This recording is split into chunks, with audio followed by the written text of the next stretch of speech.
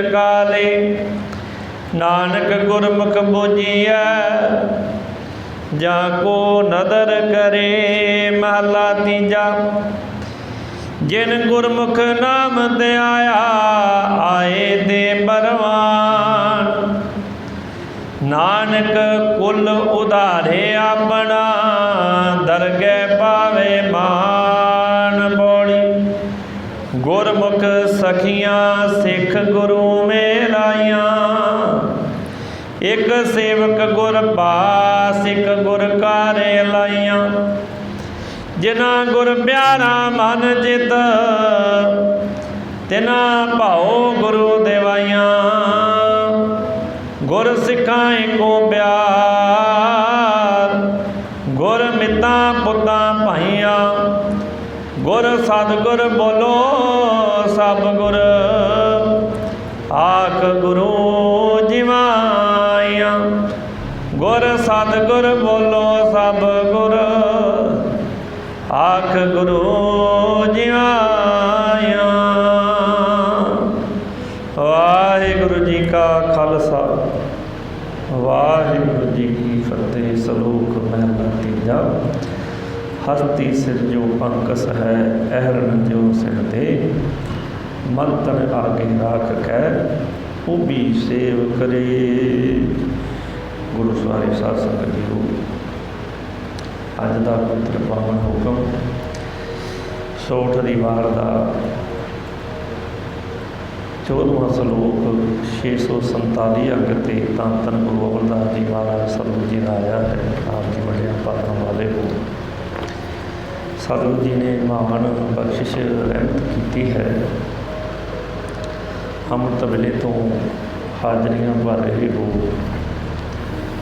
सतगुरु जी की कृपा रहमत का सदका कोट आसरा लैंदे हुए जो संगतां वालों ते प्रबंधकां वालों हुक्म होया सी कि कबीर अते फरीद जियां दे सलोकां की कथा आरंभ करनी है। सो सतगुरु जी ने कृपा की 1364 अंग ते कबीर जियां दे सलोक आरंभ होंदे ने। 244 के करीब सलोक ने कबीर जी के। कबीर जी का जन्म जो विद्वानों वालों आंकड़ा मिलता 1455 के लागे होया। पुरातन ग्रंथों जो हवाला मिलता है विधवा माँ के कुख तो इन्हों का जन्म होया। वो इन्हों गंगा के घाट पर छड़ के चली गई।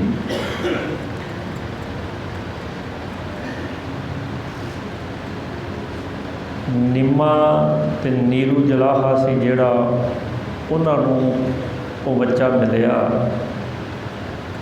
जो बड़ा हो के कबीर बनिया। उसका नाम रखा गया कबीर। कबीर का अखरी अर्थ होंदे ने बड़ा।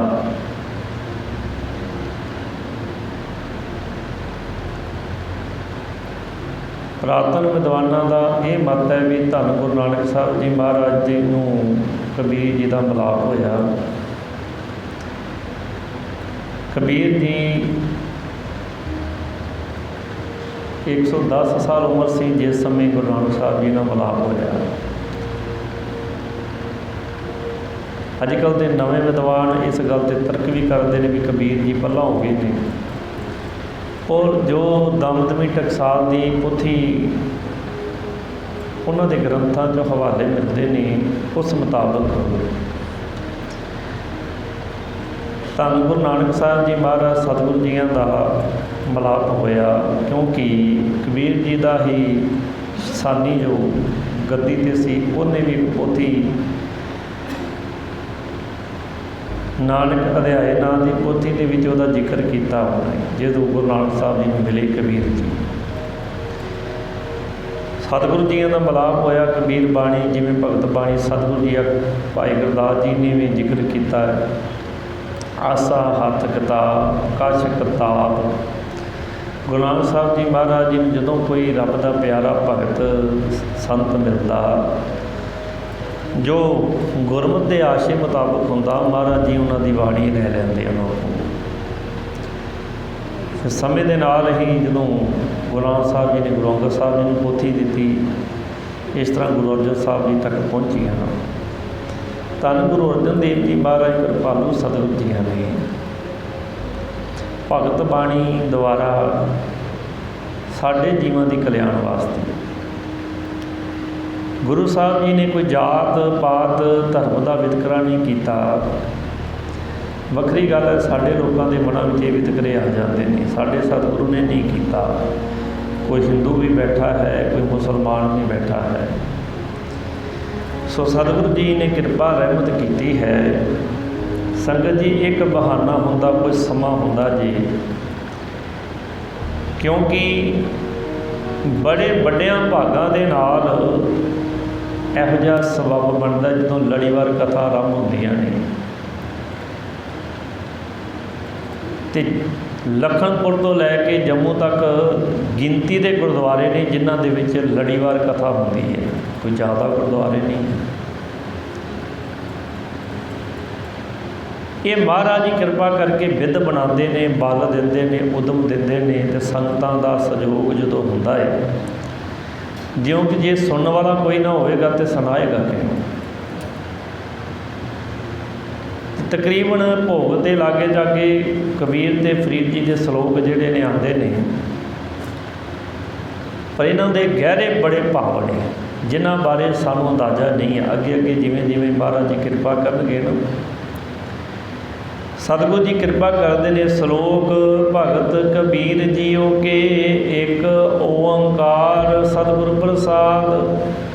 सतगुरु जी मंगल करते हैं, वाहिगुरु एक है, संसार का बनाने वाला है, प्रकाशक है। सतगुरु की कृपा के नाल उस परमेश्वर नाल जीव जुड़ जाता है। गुरु ग्रंथ साहब जी विच मंगल सतगुरु जी ने कई तरह ने कीते ने। एक ओंकार तो गुरु प्रसाद तक, एक ओंकार सतगुरु प्रसाद, एक ओंकार सतनाम करता पुरख गुरु प्रसाद। एवं कई तरह के मंगल ने। हुण इहदे विच की रमज है, ये तो सतगुरु जानते हैं कित्थे किहड़ा मंगल किवें करना है, क्योंकि तू समर्थ वड्डा मेरी मत थोड़ी राम। कबीर जी पहले श्लोक विच रबता करते हैं, कबीर मेरी सिमरनी रसना ऊपर राम। कबीर जी की ख्याति जदों सारे पासे हुई, कुछ श्लोकों की उथाणका मिलती है जो विद्वानों वालों। दास का यतन यही होगा कि जितना वध तो वध विस्तार होवे या पकड़ हो सके संगत नूं साखी प्रमाण नाल, बाणी के प्रमाण के नाल, क्योंकि याद रह जाता है। श्लोक का मतलब ये सी। बड़ियां इहो जिहियां गल्लां आउणगीआं जिहड़ियां संगतां दे ने कदी सुणियां नहीं होणगीआं, क्योंकि गुरबाणी ते अथाह समुंदर है संगत जी। इतने हीरे रतन ने इहदे अंदर विचारां दे, असीं सोच नहीं सकते। कबीर जी जी की ख्याति सारे आसे पासे बड़ी हुई। सिकंदर लोधी उस समय का राजा सी, उन्हें भी कबीर जी के नाल आके पहला तो बड़ा विरोध किया भी करामात दिखाओ। तो कबीर जी नूं संगला ना बन के गंगा च भी सुट्या गया। गंगा की लहर मेरी टुटी जंजीर। गुरु ग्रंथ साहब जी का जिक्र भी आता है। सतगुरु की कृपा हुई, हर जुग जुग भगत पाया, पैज रखदा है रामदास जी। आले दुआले कबीर जी की वडियाई हुई, शोभा हुई। याद रखियो संसार विच मैं अक्सर आप जी के चरणों च एक बेनती जरूर करता हूँ, जरूरी नहीं सानू सारे चंगा कहण ते जरूरी नहीं सारे माड़ा कहण। तुहाडी गल किसी नूं चंगी भी लग सकती, किसी नूं माड़ी भी लग सकती, क्योंकि सोचण वाले की बुद्धि ते डिपेंड करता है विचार किवें लैणी है। हुण आले दुआले जदों कबीर जी की सारे हुक्म होण लगी तो एक पंडितां ने सोचा भी कबीर नूं क्यों ना अपना चेला बनाया जाए। चंगे मनुख नूं तो सारे कहणगे मेरा है। आ नगर विचों कोई बच्चा तरक्की कर जाए ना, ਉਵੇਂ ਭਾਵੇਂ ਉਹਨੂੰ ਕੋਈ ਪਿੰਡ 'ਚ ਪੁੱਛਦਾ ਨਾ ਹੋਵੇ, ਜਦੋਂ ਕਿਤੇ ਉਹ ਚੰਗੇ ਨੰਬਰ ਲੈ ਲਏ ਜਾਂ ਕੋਈ ਇਹੋ ਜਿਹਾ ਕੋਈ ਚੰਗਾ ਕੰਮ ਕਰ ਲਏ ਨਾ, ਲੋਕ ਕਹਿੰਦੇ ਸਾਡੇ ਪਿੰਡ ਦਾ ਹੈ, ਸਾਡਾ ਗੁਆਂਢੀ ਹੈ, ਸਾਡਾ ਰਿਸ਼ਤੇਦਾਰ ਹੈ। ਚੜ੍ਹਦੇ ਨੂੰ ਸਾਰੇ ਸਲਾਮਾਂ ਕਰਦੇ ਨੇ, ਡੁੱਬਦੇ ਨੂੰ ਕੋਈ ਨਹੀਂ ਪੁੱਛਦਾ। ਪਾਣੀ ਸੂਰਜ ਚੜ੍ਹਦੇ ਨੂੰ ਦਿੱਤਾ ਜਾਂਦਾ, ਡੁੱਬਦੇ ਨੂੰ ਦੇਖਿਆ ਕਦੀ ਕੋਈ ਪਾਣੀ ਦਿੰਦਾ? ਕਬੀਰ ਜੀ ਦੀ ਖਿਆਤੀ ਹੋਈ, ਬ੍ਰਾਹਮਣ ਆ ਗਿਆ ਵੀ ਕਹਿਣ ਲੱਗਾ ਕਬੀਰ ਜੀ ਨੂੰ ਵੀ ਮਾਲਾ, ਕਬੀਰ ਜੀ ਮੈਂ ਤੁਹਾਡੇ ਵਾਸਤੇ ਬੜੀ ਸੋਹਣੀ ਮਾਲਾ ਲੈ ਕੇ ਆਇਆ। ਮਾਲਾ ਦਾ ਮਤਲਬ ਇਹ ਹੁੰਦਾ ਸੀ, ਜਿਹੜਾ ਕਿਸੇ ਨੂੰ ਮਾਲਾ ਦਿੰਦਾ ਸੀ, ਮਾਲਾ ਤੋਂ ਮਤਲਬ ਇਹ ਹੋ ਜਾਂਦਾ ਸੀ, ਤੂੰ ਜੇ ਮੰਨ ਲਓ ਤੁਸੀਂ ਕਿਸੇ ਨੂੰ ਮਾਲਾ ਦਿੱਤੀ ਵੀ ਤੁਸੀਂ ਉਹਦੇ ਗੁਰੂ ਹੋ ਗਏ, ਵੀ ਜੇ ਕਬੀਰ ਮਾਲਾ ਲੈ ਲੇਗਾ ਤਾਂ ਮੇਰਾ ਚੇਲਾ ਬਣ ਜਾਏਗਾ। ਤੇ ਅੱਗੇ ਕਬੀਰ ਜੀ ਨੇ ਮਾਲਾ ਦਾ ਜ਼ਿਕਰ ਫਿਰ ਅੱਗੇ ਵੀ ਆਵੇਗਾ। ਹੁਣ ਮਾਲਾ ਸੀ ਜਿਹੜੀ 4 ਤਰ੍ਹਾਂ ਦੀਆਂ ਮਾਲਾ ਹੁੰਦੀਆਂ ਨੇ।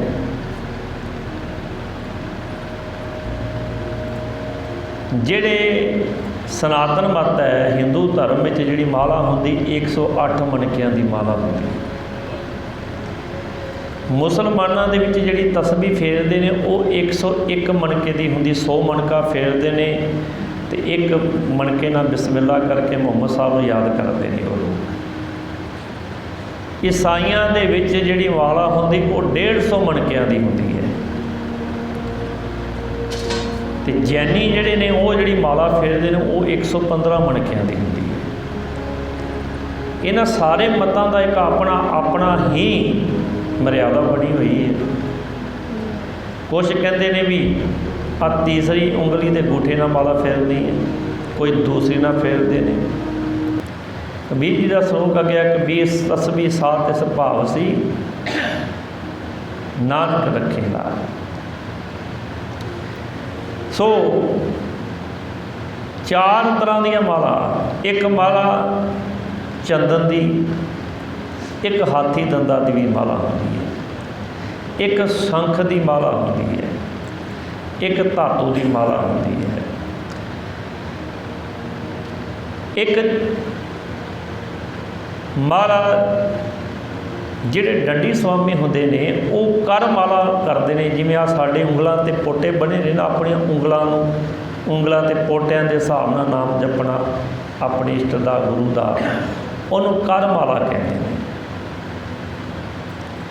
ਸਿੱਖ ਧਰਮ ਵਿੱਚ ਮਾਲਾ ਦਾ ਕੋਈ ਖਾਸ ਅਹਿਮੀਅਤ ਨਹੀਂ ਹੈ। ਮਾਲਾ ਇੱਕ ਸਾਧਨ ਹੈ, ਕੋਈ ਵਰਤ ਵੀ ਸਕਦਾ ਤੇ ਨਹੀਂ ਵੀ ਵਰਤ ਸਕਦਾ। ਇਹ ਸ਼ੁਰੂਆਤੀ ਹੈ। ਜਿਵੇਂ ਆਪਾਂ ਬੱਚੇ ਨੂੰ ਦਿੰਦੇ ਹਾਂ ਨਾ ਤੁਰਨ ਵਾਸਤੇ, ਵਾਕਰ ਦੇ ਦਿੰਦੇ ਹਾਂ, ਖਿਡੌਣਾ ਦੇ ਦਿੰਦੇ ਵੀ ਫੜ ਕੇ ਇਹਨੂੰ ਕੋਈ ਸਪੋਰਟ ਲੈ ਕੇ ਤੁਰ ਲਵੇ ਬੱਚਾ। ਇਹ ਜਿਨ੍ਹਾਂ ਦਾ ਸਿਮਰਨ ਨਹੀਂ ਚੱਲਦਾ, ਸ਼ੁਰੂਆਤ ਦੇ ਤੌਰ 'ਤੇ ਮਾਲਾ ਲੈ ਕੇ ਵਾਹਿਗੁਰੂ ਵਾਹਿਗੁਰੂ ਸਿਮਰਨ ਕਰਦੇ ਨੇ, ਕੋਈ ਮੂਲ ਮੰਤਰ ਪੜ੍ਹਦਾ। ਕਬੀਰ ਜੀ ਕਹਿਣ ਲੱਗੇ ਮੇਰੀ ਕੋ ਮਾਲਾ ਹੈ। ਬ੍ਰਾਹਮਣ ਕਹਿੰਦਾ ਕਾਹਦੀ ਮਾਲਾ? ਕਬੀਰ ਮੇਰੀ ਸਿਮਰਨੀ ਰਸਨਾ ਉਪਰ ਰਾਮ। ਮੇਰੀ ਸਿਮਰਨੀ ਕੀ ਹੈ? ਮੇਰੇ ਸਵਾਸਾਂ ਦੇ ਨਾਲ ਮੇਰੀ ਸਿਮਰਨੀ ਇੱਕ ਇੱਕ ਸਾਹ ਨੂੰ ਮੈਂ ਮਣਕਾ ਬਣਾਇਆ ਅਤੇ ਮੇਰੀ ਰਸਨਾ 'ਤੇ ਉਹ ਮਾਲਾ ਦੇ ਮਣਕੇ ਫਿਰਦੇ ਰਾਮ ਰਾਮ ਕਰਕੇ। ਕਬੀਰ ਜੀ ਦੇ ਗੁਰੂ ਸਨ ਰਾਮਾਨੰਦ ਜੀ। ਜਦੋਂ ਕਬੀਰ ਜੀ ਨੇ ਬੜਾ ਸਮਾਂ ਨਿਕਲ ਗਿਆ ਨਾ, ਕਬੀਰ ਸੀ ਯੋਗ ਅਭਿਆਸੀ ਸਨ ਬੜੇ ਤਗੜੇ। ਗੁਰਬਾਣੀ ਵਿੱਚ ਇਹਨਾਂ ਦੀ ਝਲਕ ਵੀ ਮਿਲਦੀ ਹੈ। ਵਿਦਵਾਨਾਂ ਦੇ ਮਤ ਅਨੁਸਾਰ 125 ਕੁ ਸਾਲ ਉਮਰ ਹੋਈ ਕਬੀਰ ਜੀ ਦੀ। ਕਬੀਰ ਜੀ ਨੂੰ ਜੋ ਗੁਰੂ ਨਹੀਂ ਮਿਲਿਆ ਤਾਂ ਰਾਮਾਨੰਦ ਜੀ ਕੋਲ ਗਏ। ਰਾਮਾਨੰਦ ਜੀ ਦੇ ਚੇਲਿਆਂ ਨੇ ਲਾਗੇ ਨਹੀਂ ਆਉਣ ਦਿੱਤਾ ਵੀ ਤੂੰ ਜਲਾਹਾ ਹੈ। ਜਲਾਹੇ ਹੁੰਦੇ ਸਨ ਜਿਹੜੇ ਕੱਪੜੇ ਦਾ ਕੰਮ ਕਰਦੇ ਸਨ, ਖੱਡੀ ਲੈ ਕੇ। ਹੁਣ ਤਾਂ ਮਸ਼ੀਨਾਂ ਆ ਗਈਆਂ ਨਾ। ਪਹਿਲਾਂ ਇੱਕ ਲੱਕੜ ਦਾ ਚੋਖਟਾ ਜਿਹਾ ਬਣਾਉਣਾ, ਉਹਦੇ ਨਾਲ ਧਾਗੇ ਲਾ ਕੇ ਉਹਦੇ ਵਿੱਚ ਸਿਸਟਮ ਬਣਾਇਆ ਜਾਂਦਾ ਸੀ। ਫਿਰ ਜਲਾਹੇ ਲੋਕ ਸਨ ਜਿਹੜੇ ਉਹ ਧਾਗਾ ਨਾਲ ਲੈ ਕੇ ਕੱਪੜਾ ਬਣਾਉਣਾ, ਇਹੋ ਹੀ ਇਹਨਾਂ ਦਾ ਕਿੱਤਾ ਹੁੰਦਾ ਸੀ। ਤੇ ਮੁਸਲਮਾਨਾਂ ਦੇ ਘਰ ਇਹ ਪਲੇ ਸਨ, ਜਲਾਹੇ ਮੁਸਲਮਾਨ ਸਨ, ਪਰ ਇਹਨਾਂ ਦੀ ਪ੍ਰਵਿਰਤੀ ਜ਼ਿਆਦਾ ਹਿੰਦੂ ਧਰਮ ਵਿੱਚ ਸੀ। ਰਾਮ ਚੰਦਰ ਜੀ ਦੇ ਉਪਾਸਕ ਸਨ। ਦਰਸ਼ਤ ਵਾਲੇ ਰਾਮ ਨਹੀਂ, ਰਮੇ ਹੋਏ ਰਾਮ। ਰਾਮ ਨਾਮ ਦੇ ਉਪਾਸਕ ਸਨ।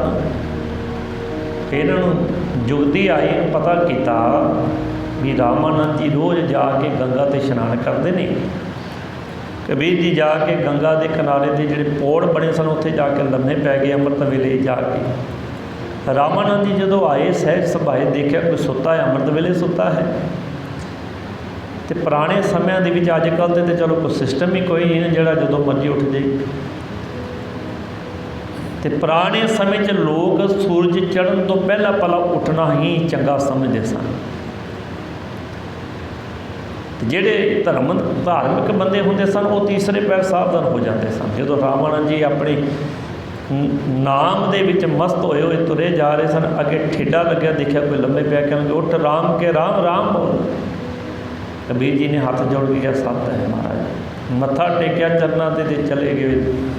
गुरु को नाम मिल गया, गुरु बना लिया उन्होंने। कह लगे मेरी रसना ते परमेश्वर है, मैनू माला की लोड़ नहीं। आद जुगादी सगल भगत, कहते जुगा जुगांतरा तो जेड़े भगत जन होए ने ना उस परमेश्वर की भगती करते आए। भगत केड़े केड़े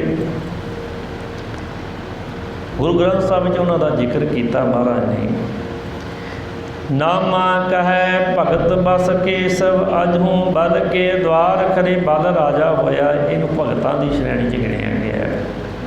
गुरु ग्रंथ साहिब में महाराज जी ने इसका जिक्र भी आया है। बल राजा बड़ा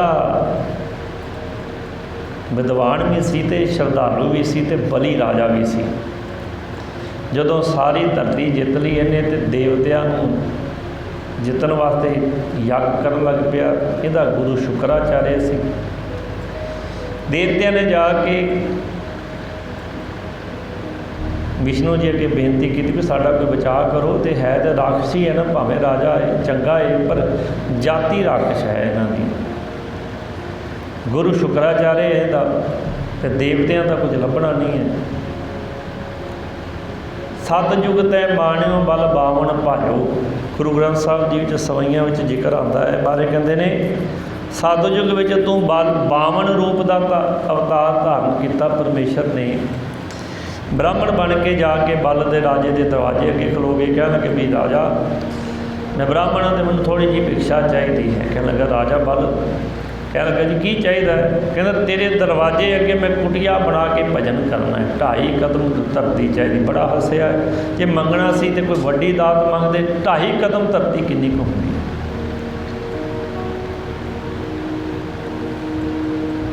कहता जी ले लो तुसी मिल लो अपने हिसाब नाल, जे आए जे तो मेरे दर तो कोई वापस नहीं मुड़ना चाहिए। जदों हुण बावन भगवान ने विराट रूप धारण किया, 1 कदम में सारी धरती मिल ली। कह लगे दूजा कदम कित्थे रखा। कह लगा जी मेरे शरीर ते रख लो। जदों शरीर ते रखिया तो वो पताल रूप लोक विच लै गए। तो जो भगवान जान लगे ना परमेश्वर बल राजा कह लगे महाराज तुसी तो वादा किया सी मेरे द्वारे ते कुटिया पाओगे, हुण तुसी अपना वादा तोड़ रहे हो।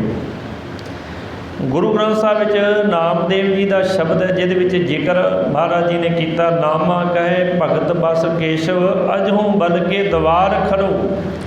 कहते अजे भी बावन रूप विच परमेश्वर बल राजे दे बूहे अगे बैठा है, पैरा दे रहा है।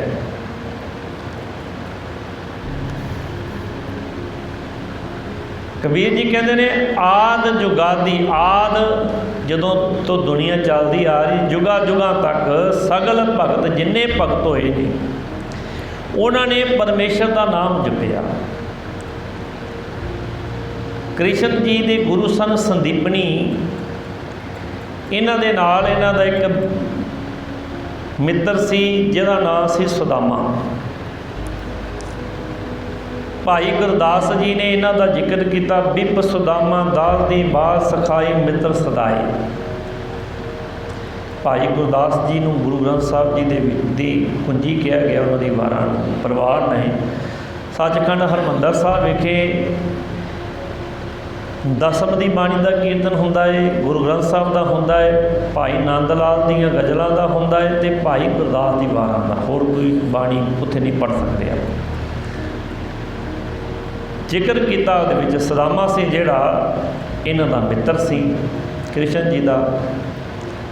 ਦੋਵੇਂ ਸੰਦੀਪਣੀ ਗੁਰੂ ਕੋ ਪੜ੍ਹਦੇ ਸਨ। ਇੱਕ ਦਿਨ ਸੰਦੀਪਣੀ ਗੁਰੂ ਨੇ ਕਿਹਾ ਜਾਓ ਲੱਕੜਾਂ ਲੈ ਕੇ ਆਓ ਬਾਲਣ ਵਾਸਤੇ।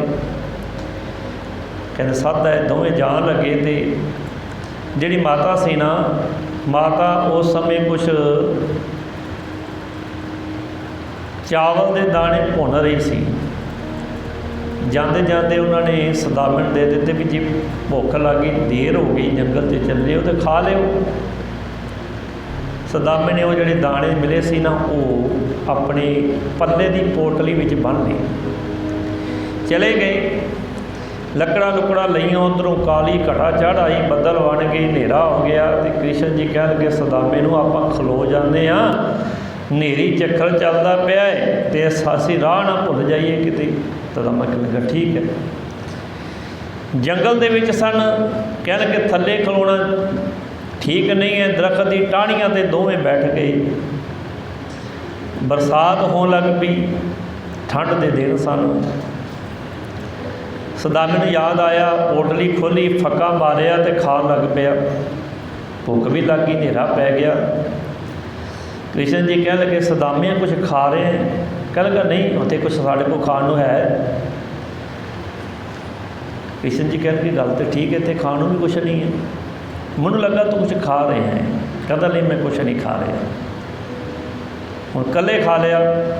ਥੋੜ੍ਹੀ ਦੇਰ ਬਾਅਦ ਫਿਰ ਖੋਲ੍ਹ ਕੇ ਇੱਕ ਮੁੱਠੀ ਹੋਰ ਪਾਈ ਅਤੇ ਮੂੰਹ 'ਚ ਖਾਣ ਲੱਗ ਪਿਆ। ਹੁਣ ਲਾਗੇ ਕੋਈ ਬੈਠਾ ਹੋਵੇ ਅਤੇ ਮੂੰਹ ਮਾਰੇਗਾ ਤਾਂ ਪਤਾ ਤਾਂ ਲੱਗ ਹੀ ਜਾਂਦਾ ਹੈ। ਕ੍ਰਿਸ਼ਨ ਜੀ ਕਹਿਣ ਲੱਗੇ ਸੁਦਾਮੇ ਮੈਨੂੰ ਲੱਗਦਾ ਤੂੰ ਕੁਛ ਖਾ ਰਿਹਾ ਹੈ। ਕਹਿੰਦਾ ਕਿ ਨਹੀਂ ਜੀ। ਕਹਿ ਲੱਗੇ ਖਾਣ ਨੂੰ ਇੱਥੇ ਹੈ ਹੀ ਕੁਛ ਨਹੀਂ, ਕੀ ਖਾ ਰਿਹਾ ਮੈਂ?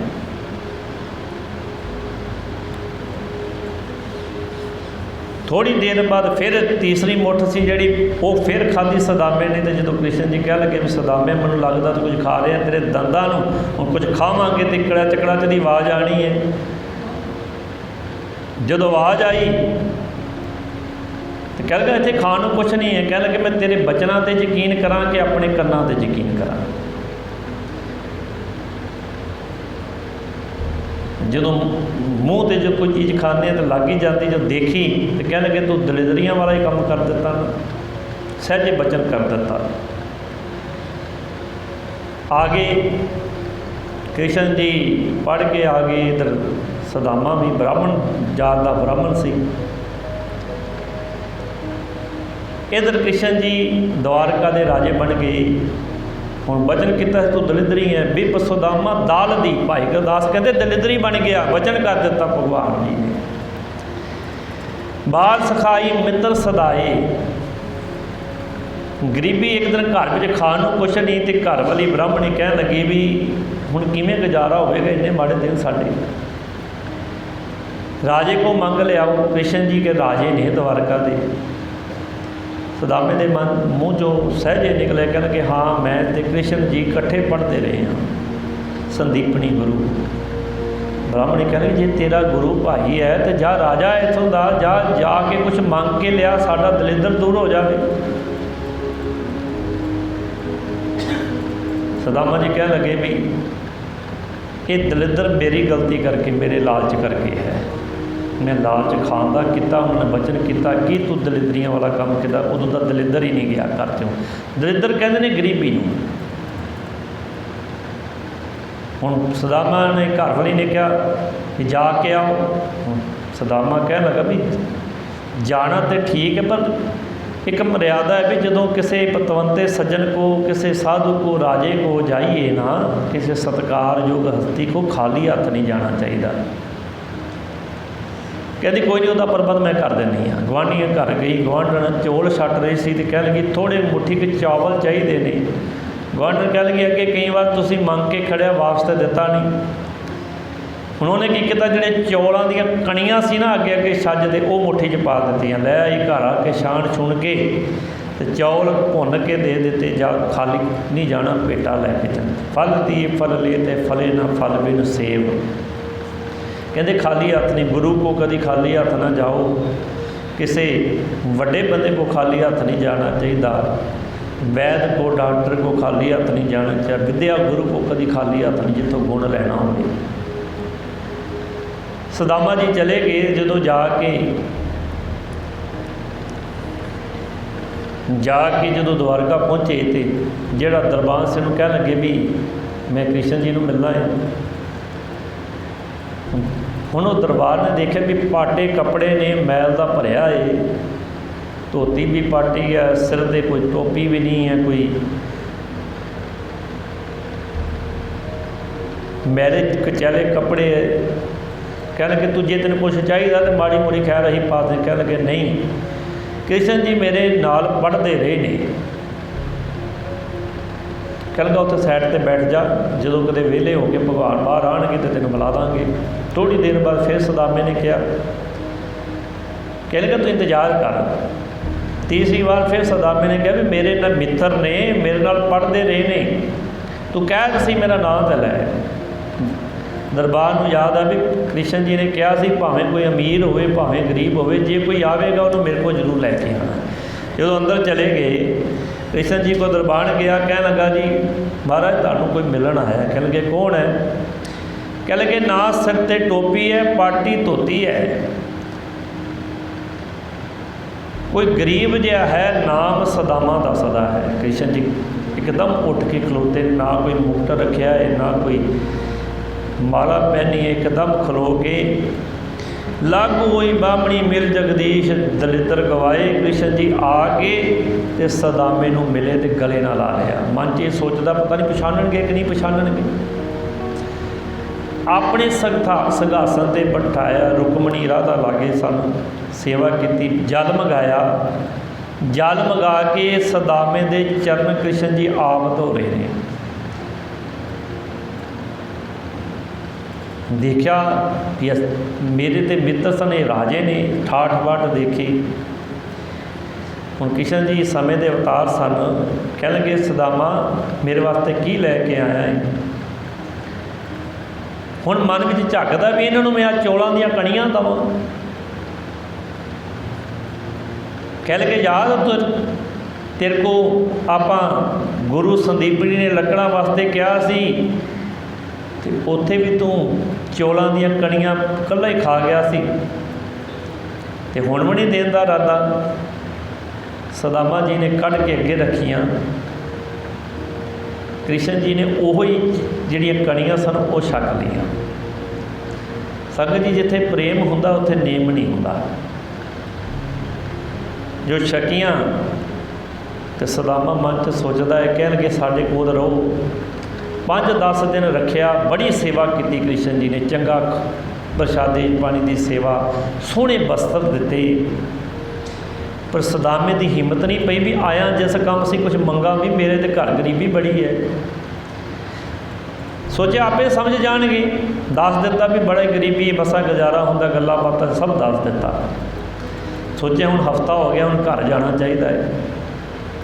ਕਹਿ ਲਗੇ ਹੁਣ ਮੈਂ ਜਾਣਾ ਹੈ। ਕ੍ਰਿਸ਼ਨ ਜੀ ਕਹਿ ਲਗੇ ਕੋਈ ਨਹੀਂ, ਮੈਂ ਤੈਨੂੰ ਅੱਗੇ ਤੱਕ ਛੱਡ ਕੇ ਆਵਾਂਗਾ। ਜਦੋਂ ਜਾਣ ਲੱਗੇ ਤਾਂ ਸੁਦਾਮਾ ਮਨ 'ਚ ਸੋਚਦਾ ਹੈ ਵੀ ਹੁਣ ਗਰੀਬ ਸੀ ਨਾ। ਸੰਗਤ ਜੀ ਗਰੀਬੀ ਦਾ ਪਤਾ ਉਹਨੂੰ ਲੱਗਦਾ ਹੈ ਜਿਹਨੇ ਹੰਢਾਈ ਹੁੰਦੀ ਹੈ। ਬੱਚਿਆਂ ਨੂੰ ਖਾਣ ਪੀਣ ਨੂੰ ਵਧੀਆ ਘਰਾਂ 'ਚ ਮਿਲ ਜਾਂਦਾ, ਮਾਂ ਪਿਓ ਦੀ ਮਿਹਨਤ ਦੀ ਕਦਰ ਨਹੀਂ ਕਰਦੇ ਕਈ ਬੱਚੇ। ਕਿਉਂ? ਮਾਂ ਬਾਪ ਨੂੰ ਪਤਾ ਹੁੰਦਾ ਕਿਵੇਂ ਹੱਡ ਤੋੜ ਕੇ ਕਮਾਈਆਂ ਕਰਕੇ ਕਿਵੇਂ ਘਰ ਬਣਦਾ ਹੈ। ਜਦੋਂ ਆਪਣੇ ਸਿਰ 'ਤੇ ਪੈਂਦੀ ਫਿਰ ਪਤਾ ਲੱਗਦਾ ਹੈ।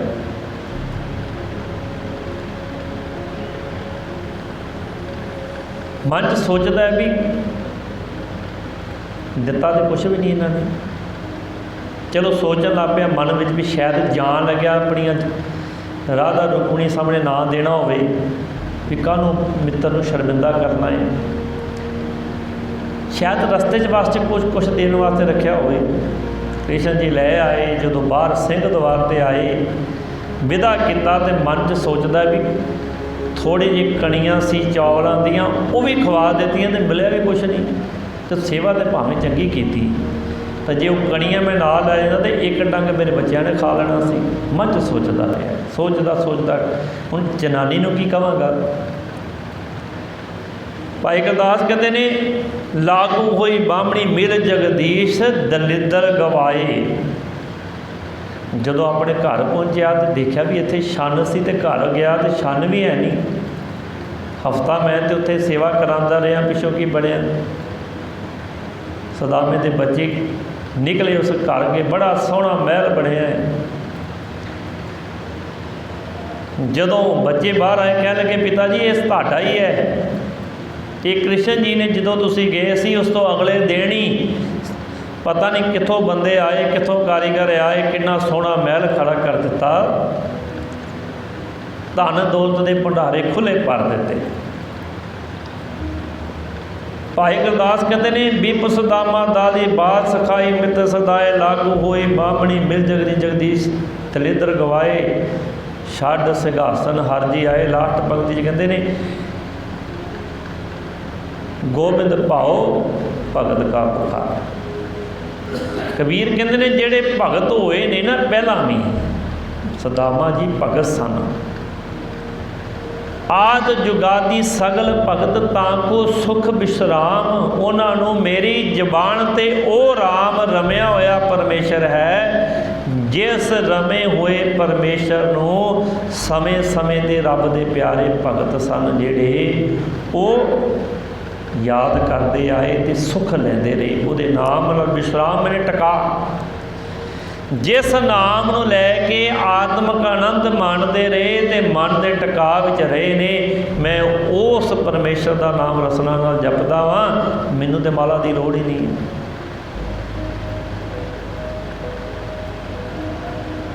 ਅਤੇ ਸਾਨੂੰ ਮਹਾਰਾਜ ਬਾਣੀ 'ਚ ਕੀ ਕਹਿੰਦੇ ਨੇ, ਸਾਸ ਸਾਸ ਸਿਮਰੋ ਗੋਬਿੰਦ ਮਨ ਅੰਤਰ ਕੀ ਉਤਰੇ ਚਿੰਤ। ਸਵਾਸਾਂ ਦੇ ਨਾਲ ਤੂੰ ਸਵਾਸਾਂ ਦੀ ਮਾਲਾ ਬਣਾ ਲਾ, ਇੱਕ ਇੱਕ ਸਾਹ ਦੇ ਨਾਲ ਪਰਮੇਸ਼ਰ ਦਾ ਨਾਮ। ਸੋ ਸਤਿਗੁਰੂ ਜੀ ਕਿਰਪਾ ਕਰਨ, ਰਹਿਮਤ ਕਰਨ, ਸਾਡੇ ਵੀ ਇੱਕ ਇੱਕ ਸਵਾਸ ਦੇ ਨਾਲ ਨਾਮ ਦੀ ਸਮੂਲੀਅਤ ਹੋ ਜਾਵੇ, ਹਮ 'ਤੇ ਭਰੋਸਾ ਆ ਜਾਵੇ। ਸੰਗਤ ਜੀ ਸੇਵਾ ਕੀਤੀ, ਨਾਮ ਜਪਿਆ, ਕਦੀ ਬਿਰਥਾ ਨਹੀਂ ਜਾਂਦਾ। ਅੱਜ ਦਾ ਹੁਕਮ ਵੀ ਆਇਆ ਸੀ ਨਾ, ਹਸਤੀ ਜਿਵ ਜੋ ਸਿਰ ਜਿਉ ਅੰਕ ਸਹਿ ਅਹਿਰਨ ਜੋ ਸਿਰ ਦੇ ਮਨ ਤਨ ਆਗੇ ਰਾਖ ਕੇ ਉਭੀ ਸੇਵ ਕਰੇ। ਇਹ ਗੁਰਮੁਖ ਆਪ ਨਿਵਾਰੀਏ ਸਭ ਰਾਜ ਸ੍ਰਿਸ਼ਟ ਕਰ ਲਏ। ਹਾਥੀ ਜ਼ੋਰ ਲਾਉਂਦਾ ਸਿਰ ਲਾ ਕੇ, ਜੇ ਭਗਤੀ ਕਰਨੀ ਤਾਂ ਸਾਰਾ ਜ਼ੋਰ ਲਾ ਦੇ, ਦੁਨੀਆਦਾਰੀ ਦੀਆਂ ਫੁਰਨੇ ਸਾਰੇ ਛੱਡ ਦੇ। ਐਰਨ ਮਾਲਕ ਨੂੰ ਖੁਸ਼ ਕਰਦੀ ਹੈ, ਉੱਤੇ ਲੁਹਾਰ ਕਿੰਨਾ ਲੋਹਾ ਕੁੱਟਦਾ ਹੈ। ਆਹ ਸਰੀਰ ਨੂੰ, ਆਪਣੇ ਇੱਕ ਇੱਕ ਸਵਾਸ ਨੂੰ ਗੁਰੂ ਨੂੰ ਸਮਰਪਿਤ ਕਰ ਦੇ। ਇਹੋ ਜਿਹੀ ਸੇਵਾ ਕਰ, ਇਹੋ ਜਿਹਾ ਨਾਮ ਜਪ, ਗੁਰੂ ਖੁਸ਼ ਹੋ ਜਾਵੇ। ਸਤਿਗੁਰੂ ਕਿਰਪਾ ਕਰਨ, ਰਹਿਮਤ ਕਰਨ, ਸਾਨੂੰ ਸਾਰਿਆਂ ਨੂੰ ਬਾਣੀ 'ਤੇ ਚੱਲਣ ਦਾ ਬਲ ਮਿਲ ਜਾਵੇ, ਸਭ ਦੀ ਹਾਜ਼ਰੀ ਪ੍ਰਵਾਨ ਹੋ ਜਾਵੇ। ਲੋਕ ਸੁਖੀ ਪਰਲੋਕ ਸੁਹੇਲੇ, ਨਾਨਕ ਹਰਿ ਪ੍ਰਭ ਆਪੇ ਮੇਲੇ। ਵਾਹਿਗੁਰੂ ਜੀ ਕਾ ਖਾਲਸਾ, ਵਾਹਿਗੁਰੂ ਜੀ ਕੀ ਫਤਿਹ। ਇੱਕ ਓਂਕਾਰ ਸਤਿਨਾਮ ਕਰਤਾ ਪੁਰਖ ਨਿਰਭਉ ਨਿਰਵੈਰ ਅਕਾਲ ਮੂਰਤਿ ਅਜੂਨੀ ਸੈਭੰ ਗੁਰ ਪ੍ਰਸਾਦ। ਇੱਕ ਓਂਕਾਰ ਸਤਿਨਾਮ ਕਰਤਾ ਪੁਰਖ ਨਿਰਭਉ ਨਿਰਵੈਰ ਅਕਾਲ ਮੂਰਤਿ ਅਜੂਨੀ ਸੈਭੰ ਗੁਰ ਪ੍ਰਸਾਦ। ਇੱਕ ਓਂਕਾਰ ਸਤਿਨਾਮ ਕਰਤਾ ਪੁਰਖ ਨਿਰਭਉ ਨਿਰਵੈਰ ਅਕਾਲ ਮੂਰਤਿ ਅਜੂਨੀ ਸੈਭੰ ਗੁਰ ਪ੍ਰਸਾਦ। ਇੱਕ ਓਂਕਾਰ ਸਤਿਨਾਮ ਕਰਤਾ ਪੁਰਖ ਨਿਰਭਉ ਨਿਰਵੈਰ ਅਕਾਲ ਮੂਰਤਿ ਅਜੂਨੀ ਸੈਭੰ ਗੁਰ ਪ੍ਰਸਾਦ। ਇੱਕ ਓਂਕਾਰ ਸਤਿਨਾਮ ਕਰਤਾ ਪੁਰਖ ਨਿਰਭਉ ਨਿਰਵੈਰ ਅਕਾਲ ਮੂਰਤਿ ਅਜੂਨੀ ਸੈਭੰ ਗੁਰ ਪ੍ਰਸਾਦ। ਵਾਹਿਗੁਰੂ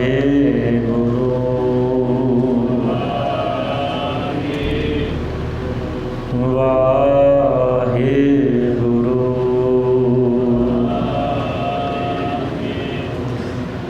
ਵਾਹਿਗੁਰੂ